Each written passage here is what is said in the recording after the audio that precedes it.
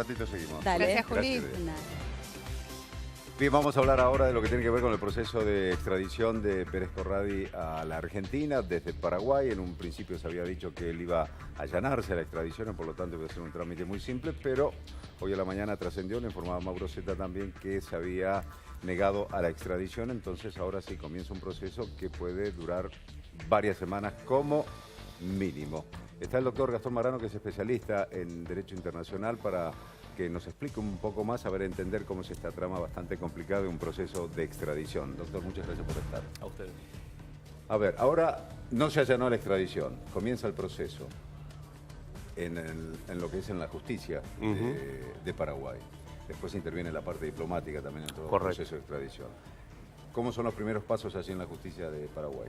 Bueno, lo primero que va a tener que dilucidar la justicia paraguaya es si se encuentran los extremos que pide el tratado de extradición entre Paraguay y Argentina para que sea extraditado. En principio esos extremos tienen que ver con el monto de la pena pensado para el delito, que está holgadamente alcanzado porque el tratado en cuestión prevé que es extraditable todo delito que tenga una semisuma, o sea, una media aritmética entre la mínima y la máxima de 2 años. Estamos hablando de una imputación por privación de la libertad agravada, además, por el homicidio de 3 personas, con lo cual estamos pensando en una pena muy superior a esa. No se trata de un delito político, con lo cual no habría ningún elemento para pensar que no se lo fuera a extraditar. Sin embargo, esto debe ser debatido en una audiencia de debate, valga la redundancia, en Paraguay, a la cual, sin duda, Pérez Corradi tratará de traer a colación el hecho de que tiene familia en Paraguay y hacer valer las previsiones de la Convención Internacional de los Derechos del Niño para que no se afecten los derechos de sus hijos, que quedarían sin acceso a su padre de ser trasladado. Todo esto es esperable en el marco de una extradición, pero por el delito del que se trata y por esas características parece difícil pensar que no fuera extraditado al final del camino. Hablando de los derechos del niño, tendría que pensar también, digo yo, en los derechos del niño de los chicos que dejó acá en Argentina, que desde el año 2012 no se comunica con ellos, ¿no? Absolutamente de acuerdo, sí. Eso tendría que ponerse en la balanza también en el momento de juzgar, a ver si prevalece o no una situación u otra.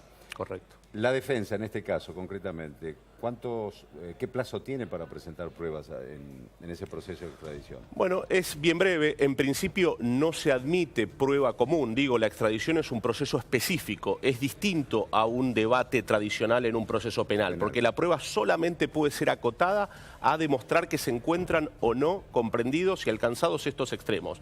Con lo cual se va a fijar una audiencia de debate que uno anticipa va a ser a la brevedad y estamos pensando en un plazo no mayor a 2 meses para que haya una sentencia definitiva respecto a la extradición de Corradi. Hay algunas otras cosas que tener en cuenta. En principio él también tiene una imputación por 2 delitos en Paraguay, la utilización de un documento apócrifo y cohecho. Lo primero que debiera hacer la justicia paraguaya eventualmente, o la fiscal a cargo del caso, es determinar si lo va a perseguir por esos delitos o no. El Código Procesal paraguayo le da la cintura a la fiscal para decidir que por mérito u oportunidad no sea perseguido, en atención de que está siendo llamado a atender una imputación mucho más grave en la Argentina, pero eso todavía no pasó. Entonces, superado ese escollo, y siempre y cuando Estados Unidos no insista con la extradición de Corradi, cosa que podría ser porque él está siendo buscado en el estado de Maine por la exportación de oxicodona hace unos cuantos años, estamos pensando que ese plazo de 2 meses podría ser alcanzado. Digo, pero esos son los 2 escollos posibles. Estados Unidos insiste y hay un pedido también,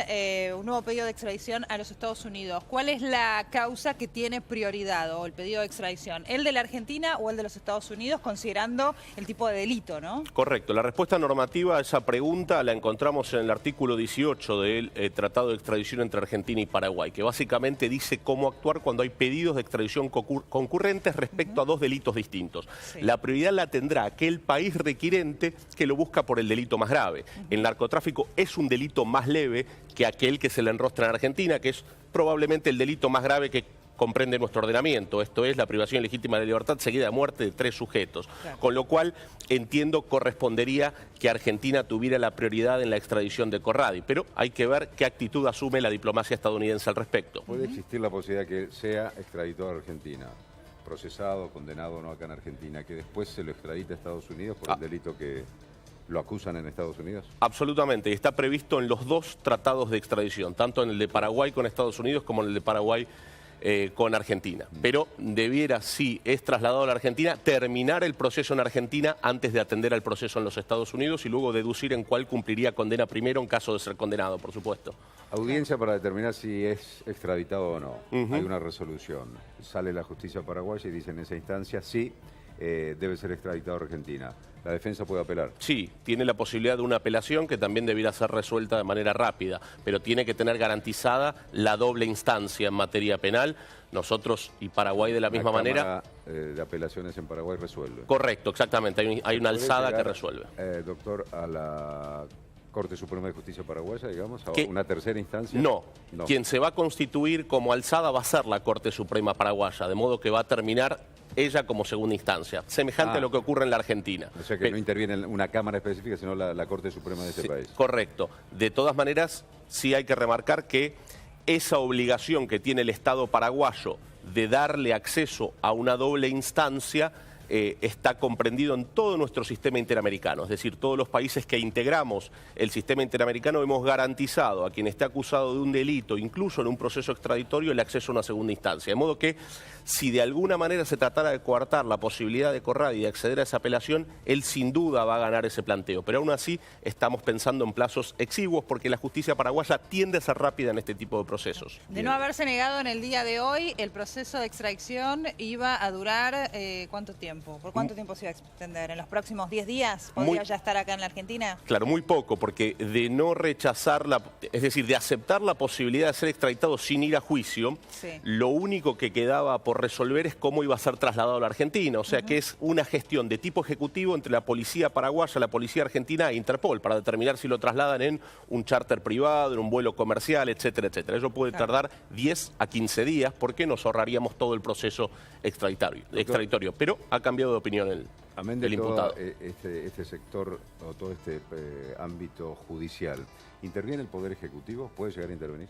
En todo proceso de extradición, el Poder Ejecutivo tiene la primera y la última palabra. La primera palabra porque en general es la Cancillería de cada país la que determina si es viable o no. Es viable o no. Comenzar a analizar el pedido de extradición. Correcto. Y aún con una decisión judicial, otorgando la extradición, nuevamente el Poder Ejecutivo tiene la posibilidad, por mérito, oportunidad y conveniencia, cuestiones jurídicas no justiciables, digamos, cuestiones políticas no justiciables, me corrijo, de rechazarla aún con la concesión. Uno pensaría, por lo que escuchó de las autoridades paraguayas, que no ejercerían esta opción porque han expresado voluntad de que Pérez Corradi asista a la Argentina a juicio. Puede haber, si el Ejecutivo decide no intervenir en el proceso, como diciendo la Corte dispuso eso o la Justicia dispuso la extradición, yo no intervengo, que la defensa pida al Poder Ejecutivo que intervenga? No, en principio no, porque toda la tarea de defensa y representación penal se va a hacer frente al Poder Judicial. El Poder Ejecutivo está absolutamente ajeno a este proceso y solamente una decisión de tipo político. Piénsese, por ejemplo, para el caso en el que se hubiese decidido la extradición de alguien afectado al poder político, a un espía, a alguien que maneje secretos de Estado. Digo, esos son los casos en los que normalmente el Ejecutivo interviene. No pareciera ser el caso de una persona de la cual se sostiene que ha cometido un delito común como Pérez Corradi. ¿Y a qué cree que responde este cambio de opinión en pocas horas de Pérez Corradi? Primero decía que quería venir a la Argentina, que quería ser juzgado aquí y hoy sorprendió diciendo que se negaba al proceso de extradición. Sí, es imposible saberlo. Es decir, en principio tuvo una actitud que parecía coincidente con venir a la Argentina.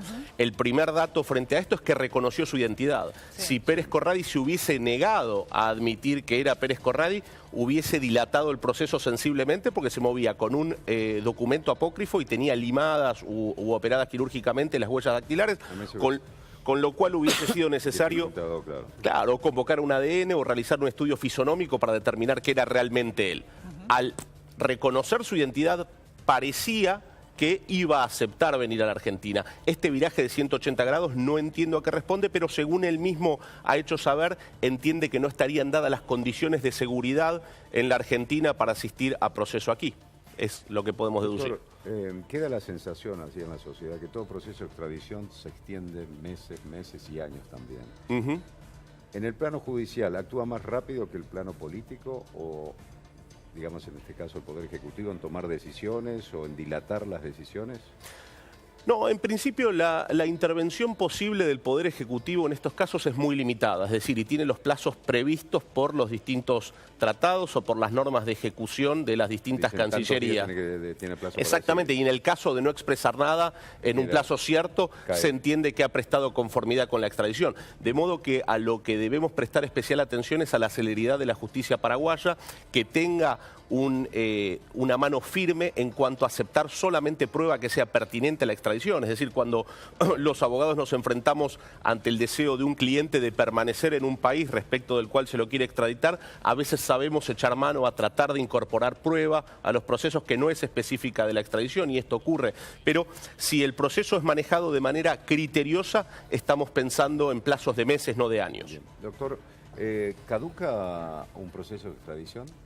El proceso de extradición, en tanto esté en marcha, es decir, en tanto se vayan cumpliendo actos procesales, no caduca. Un proceso de extradición de estas características, que tiene la mirada pública tan encima, entiendo, no se va a prestar a que un fiscal o que a una defensa dejen pasar plazos para caer en algún tipo de caducidad procesal.